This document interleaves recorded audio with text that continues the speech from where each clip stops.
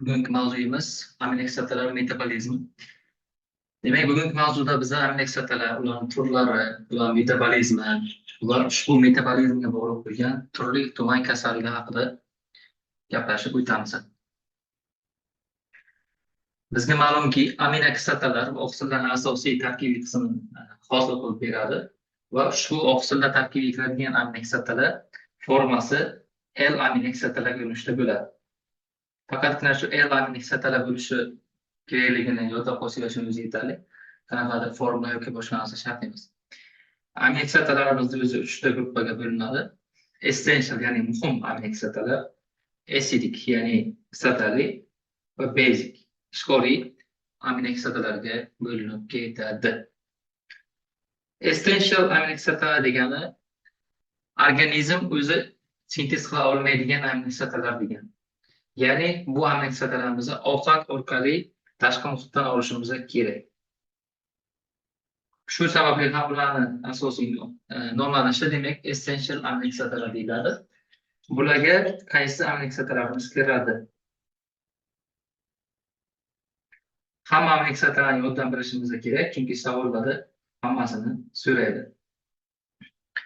Fenilalanin, valin, triptofan, trianin, izoleysin, metianin, histidin, leysin, lizin aminokislotalari kiradi.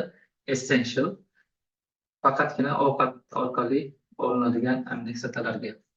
Bu uchun minimalga berganda PVT, tin, hol.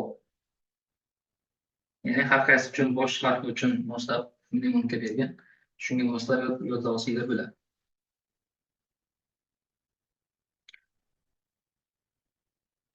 Essential aminokislotalarning o'zini ham 3 ta gruppaga bo'lib o'rganamiz. Glukogenik, ketogenik va ketogenik essential aminokislotalarimiz. Glukogenik degani aminokislota parchalangan payti glukoza hosil bo'ladi va bu glukozani keyinchalik energiya sifatida ishlatiladi degan. Ketogenikda esa aksincha keton tanasi hosil bo'ladi. Keton tanachalari. Bular ham o'z navbatida organizmda energiya sifatida ishlatilib boriladi. Va oxirgi gruppa bu ham glukogenik ham ketogenik xarakterga ega bo'lgan essential aminokislotalarimiz. Bular ikkita ya'ni bular parchalangan paytda ham glukoza ham keton tanachasi hosil qila olish xususiyatiga ega bo'ladi. Ana qaysi aminokislotalar kirishini ko'rib chiqamiz. Glukogenikka demak metianin, histidin va valin aminokislotalari kiradi. Ketogenik uchun esa atigi ikkitagina aminokislotamiz bor. Leysin va lizin. Glukogenik, ketogenik ikkala xususiyatga ega bo'lgan aminokislotalarimizga essential aminokislotalarımızga izoleysin, fenilalanin, trianin va triptofan kabi aminokislotalarimiz kirar ekan. Bularning hammasini qaysi gruppaga kirishini yoddan bilishinglar kerak.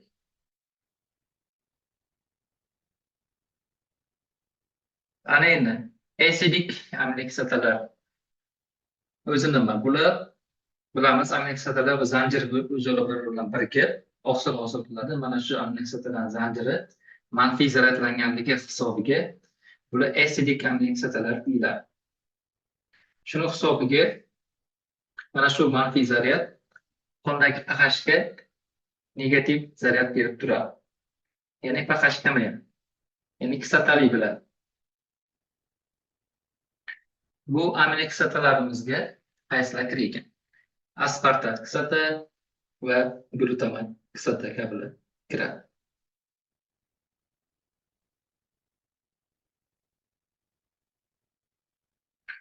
Va oxirgi gruppamiz bular ishqoriy aminokislotalar. Bular zanjiri pozitiv zaryadlangan bo'lgan hisobidan ular basic ya'ni ishqoriy aminokislotalar deb ataladi. Ularga histidin, lizin, arginin kabi aminokislotalarimiz kirgan. Bularning ichidan faqatgina histidin ko'pincha neytral yaqin bo'ladi. pH'i Qolgani esa ishqori, ya'ni pH yuqori turadi, qolgan ikkita turida.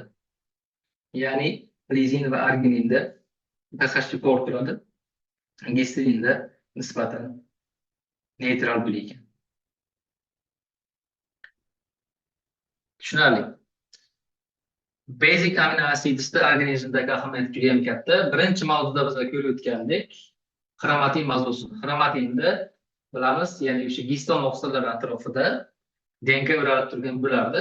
DNKmiz manfiy, giston oqsillarimiz musbat zaryad berib turardi. Mana shu giston oqsillar tarkibiga kiradigan basic amino acids o'sha giston oqsillariga pozitiv zaryad beradi. Aynan ularga kiradigan oqsillarimiz lizin va arginin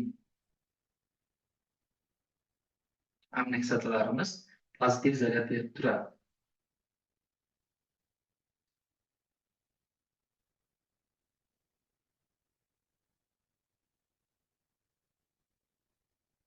Shu orqali DNKni o'ziga mahkam zich ushlab, DNKni o'rab turadi atrofida. Bundan tashqari bu ishqoriy aminokislotalarimizni bolali o'sish davridagi ahamiyati katta, chunki ko'plab kerak bo'ladi o'sish davrida bu aminokislotalar, ayniqsa arginin va gistidin aminokislotalarimiz.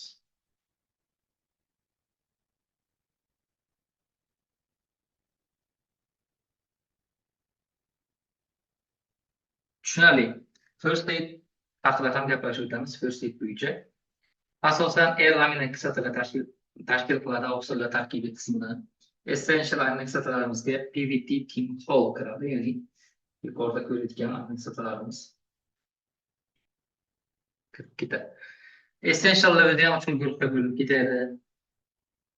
Glukogenik, ketogenik va ketogenik aminokislotalarimiz.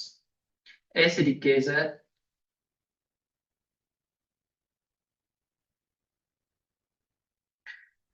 ko'pincha kislota o'z nomidan, aspartat kislota, glutamat kislota kabilar kirgan.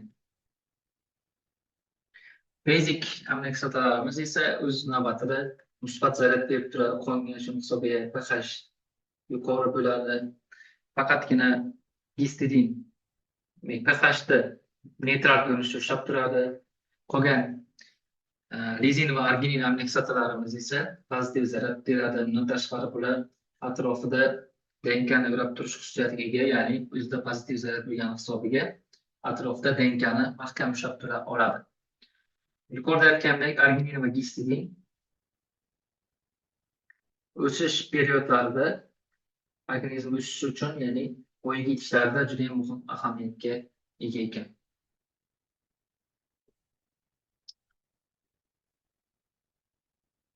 Ana endi ham step 1, ham step 2 uchun kerak bo'ladigan juda muhim qismga yetib keldik. Hamma diqqat qilib tursin.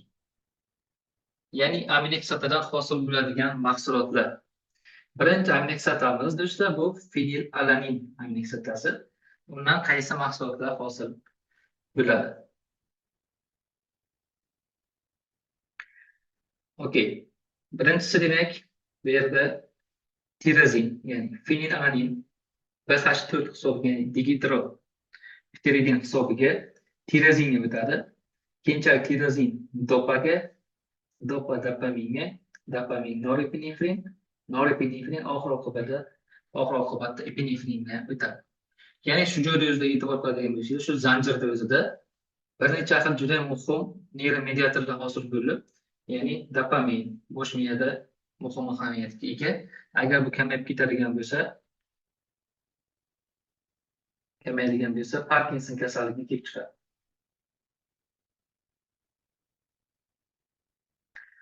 Keyingisi bu katexolamidlar, ya'ni norepinefrin va epinefrin moddalar. Bular katexolamidlar. Bular vazifalari bilamiz. Qon tomir tonusini saqlab turish. Agar bular kamayib ketadigan bo'lsa, qon tomir kengayib, qon bosimi ham tushib ketadi. Bundan tashqari yana fenilalanin dihidropiridin ishtirokida tiraksinga o'tdi. Tiraksin gormonimiz bilamiz. Bu qalqonsimon bez gormon, ya'ni T3'da o'tdi. H4 bu bilamiz Parkinson bezgi gormoni. Shuni hisobiga organizm o'sishi, rivojlanishi, butun boshli metabolizm va hokazo jarayonlarda ishtirok etar ekan. Keyingisi bu melanin pigmentimiz, ya'ni terini normal rangda turishi uchun, terini turli xil onkologik kasalliklardan saqlab turishimiz uchun juda ham muhim ahamiyatga ega pigment. Tushunarli. Keyingisi bu triptofan amino kislotasi. Triptofandan ikki xil asosiy moddalar hosil bo'ladi. Niasin, ya'ni vitamin B3 va serotonin. O'tgan mavzuda ko'rgandek, ya'ni triptofandan niasin hosil bo'ladi. Niasindan keyinchalik esa napirusda hosil bo'ladi va bular keyinchalik elektron transport zanjirida ishtirok etadi.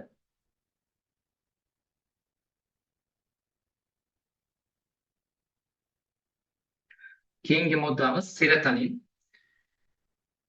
Serotonin bu kayfiyat gormoni, ya'ni agar serotonin kamayib ketadigan bo'lsa, turli xil depressiv kasalliklar vujudga kelishi mumkin ekan. Misol uchun, major depressive disorder. Bu kasallikda 6 oydan ortiq doimiy tushkun kayfiyat, hayotga bo'lgan qiziqish kamayib ketishi, demak, umuman motivatsiya bo'lmasligi, o'z joniga qasd qilish va hokazo kabi belgilar kelib chiqadi. Ya'ni mana serotonin triptofandan hosil bo'lmaydigan bo'lsa yoki serotonin kamayib ketadigan bo'lsa, qanchalik og'ir holatlarga olib keladi. Keyingisi esa bu melatonin, ya'ni uyqu gormoni. Serotonindan, ya'ni melatonin hosil bo'lar ekan. Tushunarli. Ana endi keyingisi bu gistidin amino kislotasi.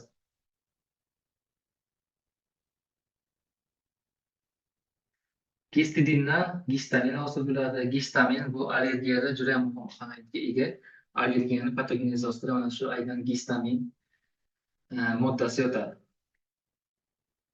Gistidindan gistamin hosil bo'lishi uchun B6, ya'ni piridoksin vitamini kerak bo'lar ekan. Keyingisi bu glisin amino kislotasi, undan porfirin keyinchalik gem sintez bo'ladi. Gem bu gemoglobin tarkibiga kiradi. Demak, gemoglobinning asosiy tarkibiy qismini hozir qilib berar ekan. Bu uchun ham demak piridoksin, ya'ni vitamin B6 kerak. Keyingi amino kislotamiz glutamat. Glutamatdan ikki xil neuromediatorlarimiz GABA hosil bo'ladi va bundan tashqari glutatianin, ya'ni boshqa bir amino kislotaga aylanadi glutamat. Bularni ham glutamatdan hosil bo'ladigan GABA va glutatianinlarni metabolizm uchun ham demak vitamin B6 juda ham zarur ekan. Oxirgisi demak arginin. Ya'ni arginindan hosil bo'ladigan mahsulotlar, ya'ni umuman olib qaraydigan bo'lsak, bu yerda umumiy qilib ketgan ko'pchilik amino kislotalarning parchalanishi oxirgi mahsuloti bu kreatin, yuriya, nitrik oksid va hokazo. Ko'proq bizda amino kislotalar parchalanishidan yuriya hosil bo'ladi. Bu metabolizm haqida batafsil gaplashib o'tamiz. Ya'ni umumiy olib qaraydigan bo'lsak, mana shu amino kislotalar metabolizmi juda ham muhim moddalar BH4 va B6. BH4 bu tetrahidrobiopterin. Kofaktor sifatida ishlaydi.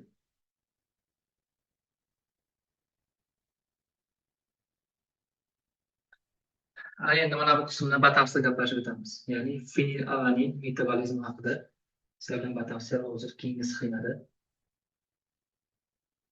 gaplashib o'tamiz.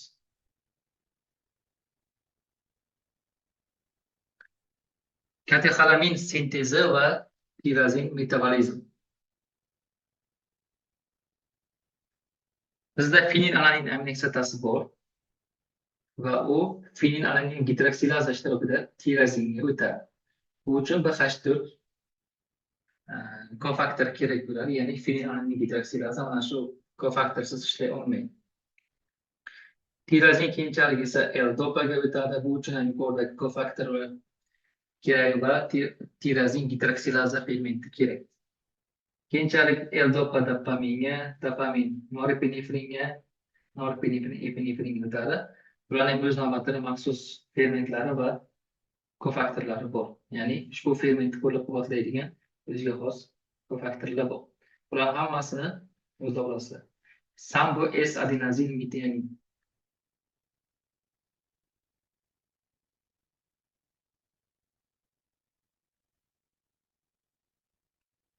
Tushunarli. Epinefrin hosil bo'ldi.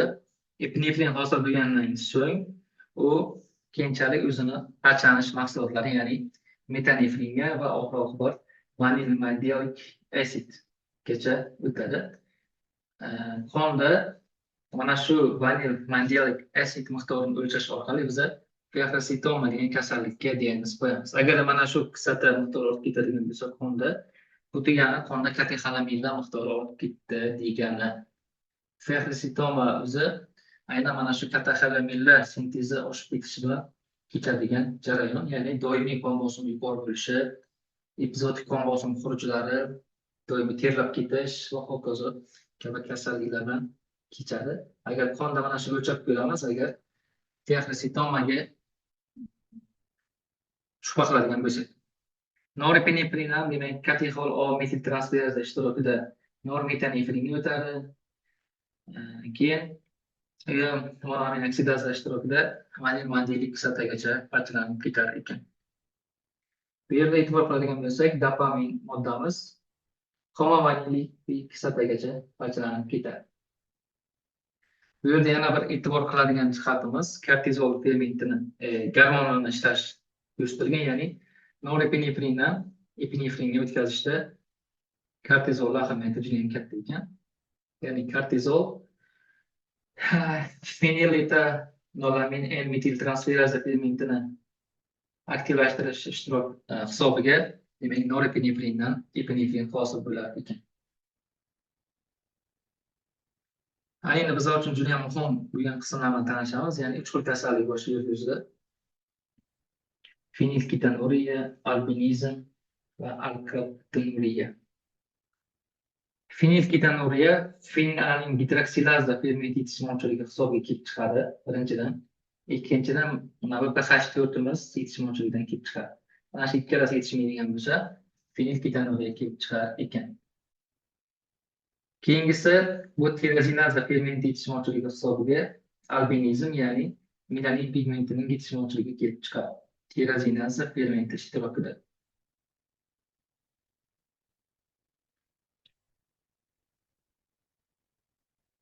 Oxirgisi alkaptonuriya kasalligi, bu homogenizat oksidase fermenti yetishmovchiligi hisobiga kelib chiqadigan kasallik, ya'ni tirozin metabolizmidan hosil bo'lgan homogenizat asid qonda ko'payib ketib, turli xil to'lqinlarda to'planadi, ya'ni mana bu metabolizm ishlamasligi hisobiga alkaptonuriya kelib chiqadi.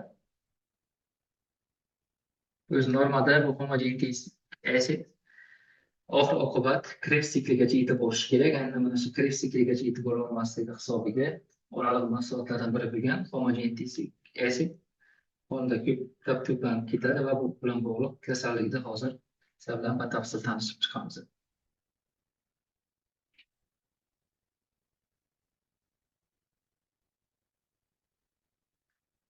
Birinchi kasalligimiz bu fenilketonuriya. Asosiy patogenez asosida fenilalanin gidroksilaza fermenti yetishmovchiligiga yotadi. Yuqorida ko'rayotganimizdek, ya'ni fenilalaninni tirozinga o'tkazishimiz kerak. Aynan tirozinga o'tmasligi hisobiga qonda fenilalanin ortib ketadi. Bundan tashqari fenilalanin ortgandan keyin fenilalanindan hosil bo'ladigan fenilketonlari ham siydik tarkibida ko'payib ketar ekan. Fenilketonlariga fenilasetat, fenilaktat va fenilpiruvat kabi fenilketonlari kirar ekan. Ya'ni bu nima degani, ya'ni qonda fenilalanin tirozinga o'tishi kerak o'z normada. O'tmagandan keyin bu parchalanib keyinchalik fenilalanin ketonlarga parchalanib ketadi va bu ketonlar siydik tarkibida boshqa sifatida ko'rinadi. Bu kasallikda demak birinchi patogenezi tetragidrobiopiratin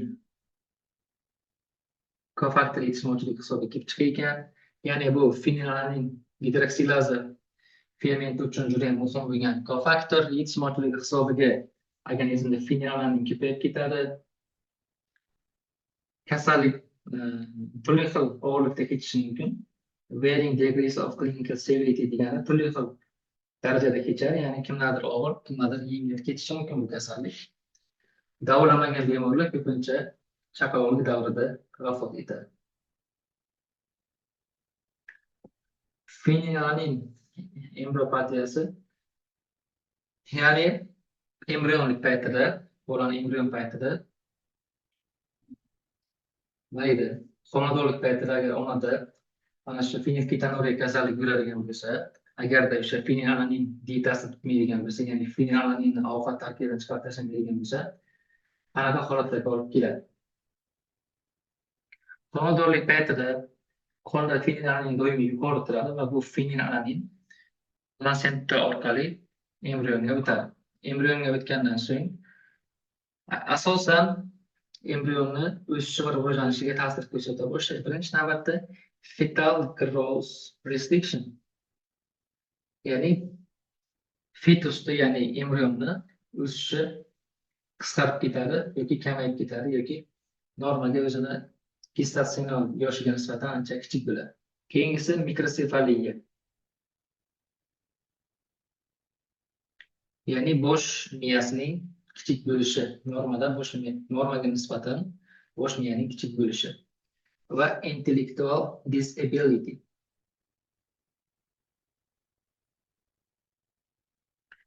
Intellektual qobiliyatlarning yo'qolishi bilan yuzaga kelishi mumkin. Bundan tashqari congenital heart defects yoki nasliy yurak paroklar. Misol uchun tetralogy of Fallot, ya'ni Fallot tetralogiyasi bo'lishi mumkin. Atrial septal defect, ya'ni bo'lmachilararo to'siqning yo'qligi yoki ventricular septal defect, bo'linchalararo to'siqning yo'qligi kabi belgilar bilan yuzaga kelishi mumkin ekan. Bu kasallik bilamiz dietary measures, ya'ni dieta qilish orqali oldini olishimiz mumkin ekan. Ya'ni homiladorlik paytida agar mana shu fenilalaninni cheklab tursak, yuqorida ko'rib chiqqan simptomlar bilan tug'ilmaydi bo'ladi.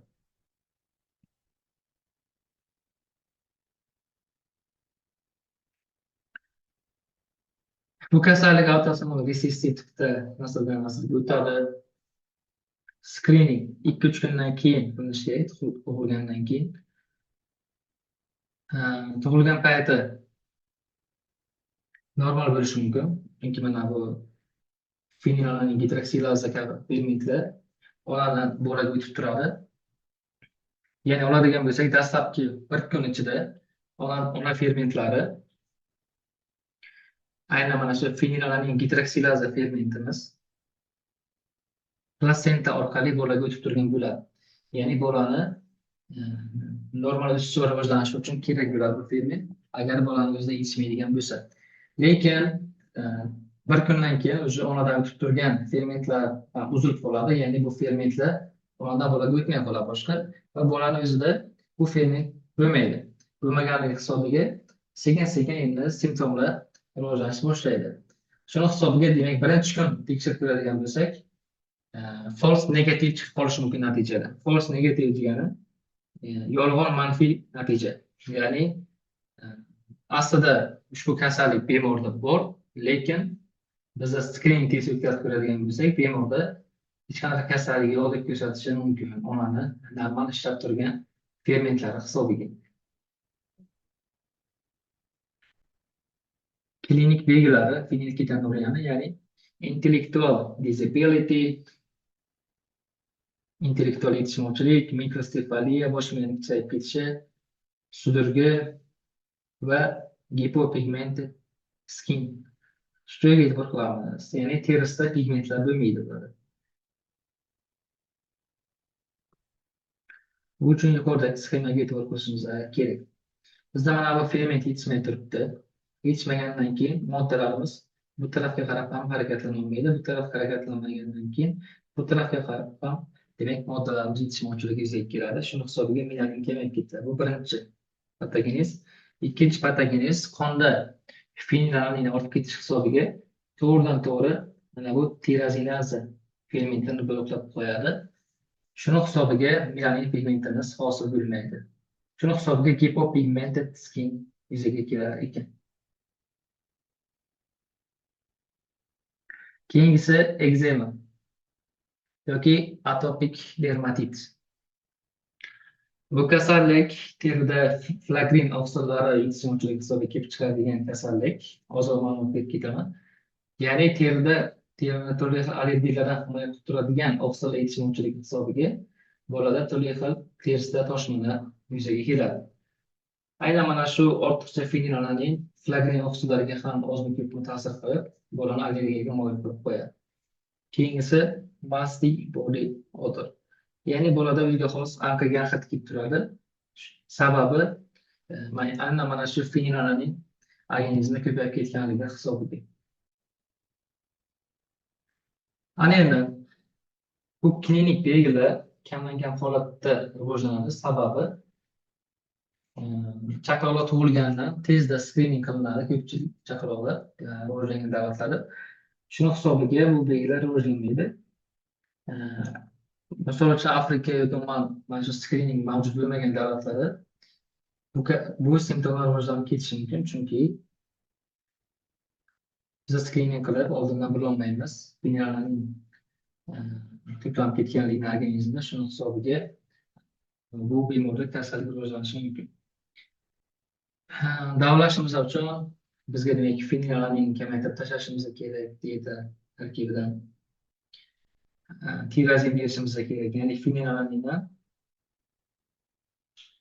tirazin hosil bo'layotgan edi.